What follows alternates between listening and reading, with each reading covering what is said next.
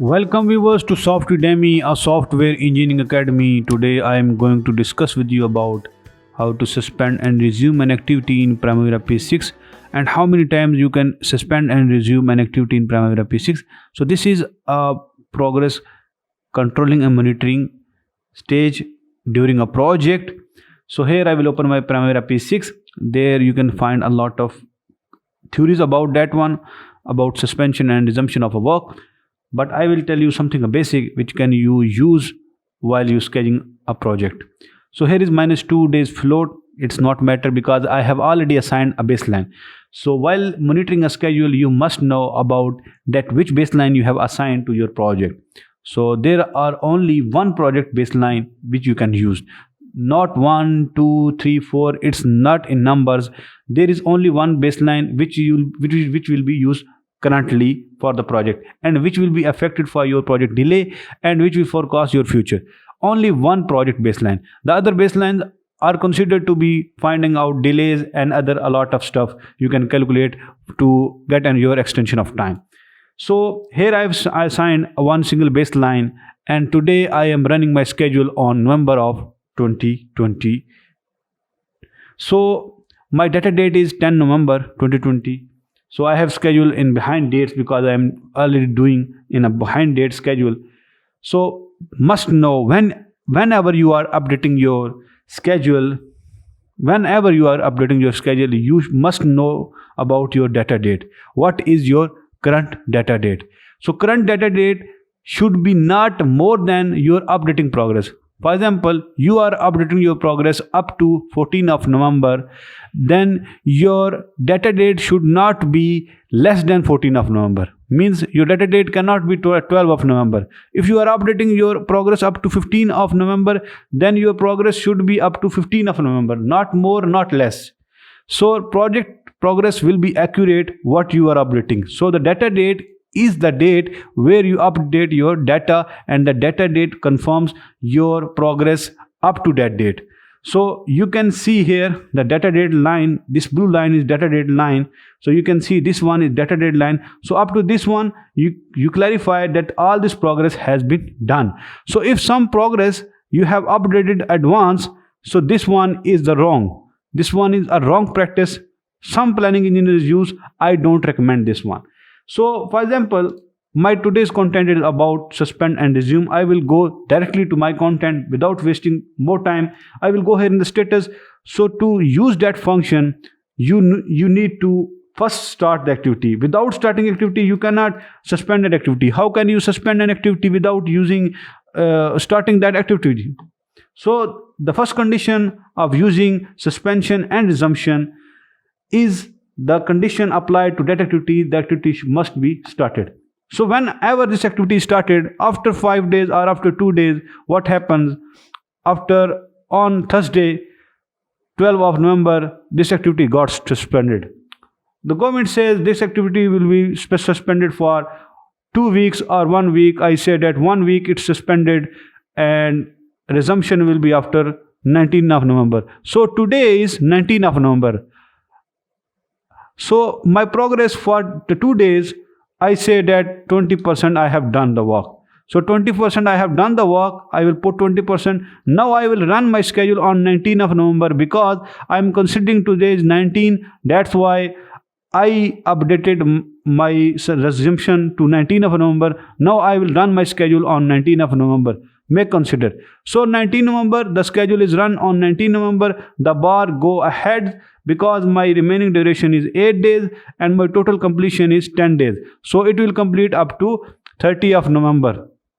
So if I see in the baseline finish, it should be November 20. So 23 November 20, but instead of 23 November 20, it's 30 November 20, and the float goes to -7.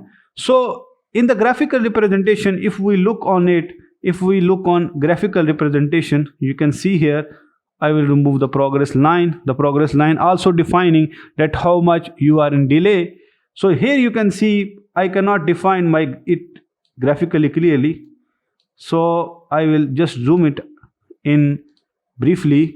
Here I go in the time scale And time scale, I will prefer my time scale as weekday 1. It will be more clarifiable while I do this. Like, so here I will go here in the bars. So this one is actual bar. Here I will find my which bar is activated right now. The actual bar, I will go here in the bar setting. I will say that activity non-working intervals should be necked. Necked means this one center a narrow line. So when I apply this one, so you can see this one is a narrow line. It defines that from 12 November to 19 November you cannot done that activity and haven't done. So I say that I have completed this one 100% this activity.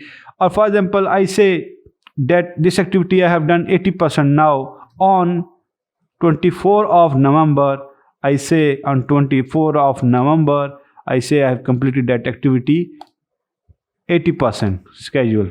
So here you can see this activity I have done 80%. So 2 days are remaining. So at completion 7 days are left. So 2 days are remaining. So how these 2 days will done? So after that time you cannot assign more suspension to that activity. So the question come to me was that how many suspension and resumption you can apply to an activity. So you can only apply one suspension and resumption to that activity. So what you will do if the suspension again done here? So the practice for suspension and resumption, this basic suspension and resumption will be because of some employer delay or maybe some contractor delay. So you have to must claim for your suspension and resumption. So that suspension and resumption will be based on your extension of time. So for extension of time practice, so you needed to add here a WBS. For example, I go here and I had here delay events or suspension or resumption or resume. You can write here resumption. So when I go here, you can see an activity here, delay events, suspension or resumption. I will go here and in activities I will add here an activity with the same name. I will write here block work, suspension, suspend and resume or delay due to COVID, any narration which is compatible for you to work there. So there are a lot of narrations as per project management, your project management delay analysis techniques. So you can write any event name. For example, there is payment delay. There are a lot of types of delay. I will discuss it later on. So right now I am going to discuss with you about how can you add maximum or more suspensions in a project and in a resumption in an activity. So how you will continue that activity? I will assign a different EOT. You can say EOT 01. You can say EOT 01. So also you can suspend, you can calculate that suspended. I will show you later this how can you get that result in your extension of time which you have already suspended here 12 November and up to 19 November. So here what I will do, I will just finish that activity in 80%. That's on 25 November and 2 days are remaining. I will go here. I will see the successor of that activity is column steel. So here it is column steel and now I go here. I will finish that one is on. So that one is up to 24 of November. I will finish that activity on 24 of November as it's today date. I finished that activity on 24 of November. So that's one. 5 days are remaining because 5 days are actually done and at completion it should be 10 days. 10 days are required. So I will go here, right click here. I will assign here relationships. I always use relationship because it's easy for me. For predecessor and successor, I can see both combinedly. So here this one is suspended event and go here in that event. I will also make some videos on delays, so it will be later on. So the predecessor of that activity is the block masonry work, and the successor of that activity, I will go here, assign column steel work, and here I will go here, 5 days are already assigned. I will go here and schedule that on 24 November. So you will see that activity start from 24 and then finish on 30 of November. So this is a delay event I have already added here. So when this time is passed, for example, this delay event added here after 30 of November, so the column steel will be started here. So to start the column steel work, there are 2 activities assigned to that one. I will remove that activity which is already completed here. I will remove that event which is directly linked to that one. So here I will press F7. So this activity column steel will be started on 1st of December. So on the other activities will be started, because for the link, if you go here and if you see the link I have changed, so revise the schedule at that place whenever you add a new activity during that month. So you have to submit that schedule to your client for approval.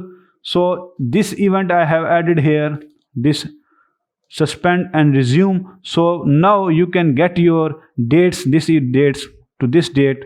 So this is a change in that schedule. So you will revise that schedule, and that will be your updated, your revised schedule you will use next month as a baseline schedule.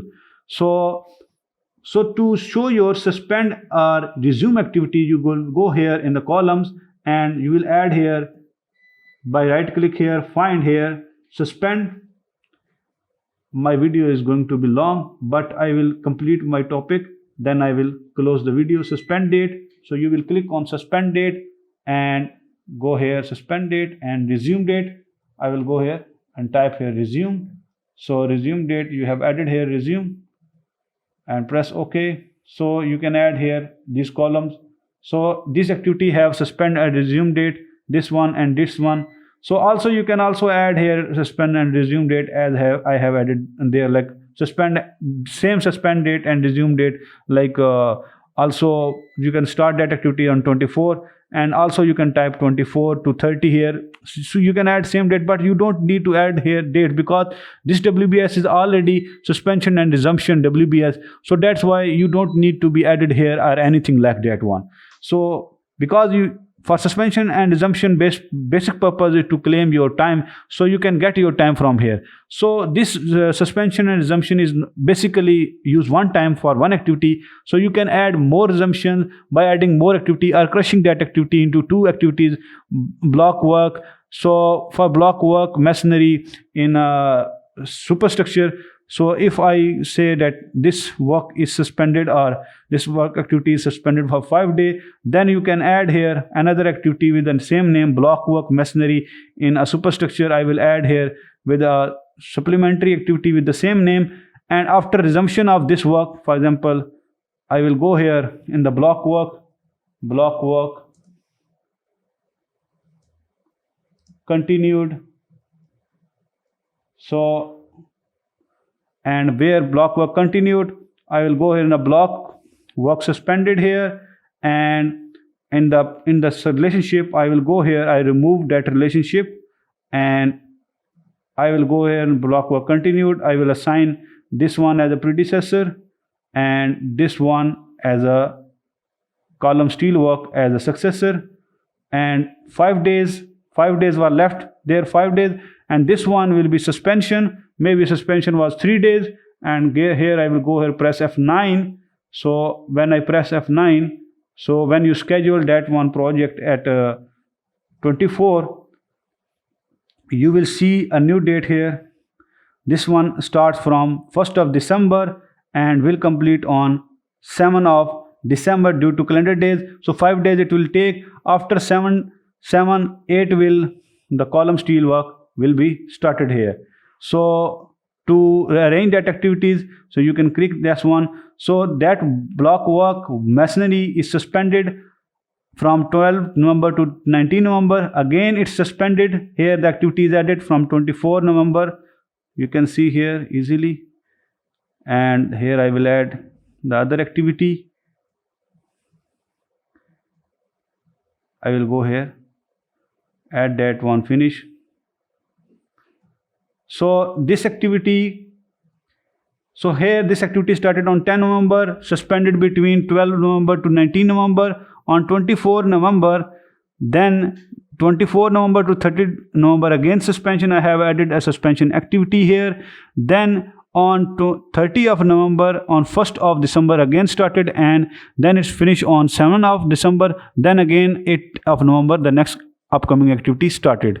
So this is our today's content, how the suspension and resumption of an activity in Primavera P6 use while you updating your project. So this is very important content, so you can update it like both types, but I don't recommend suspension and resumption in an activity. To add a suspension and resumption while you are in delay, you need to add an activity below, so that will be used for your claim of delays or extension of time to your client. Thanks for watching Softedemy. We will meet with the next video with the most great and interesting content. Thanks for watching Softedemy.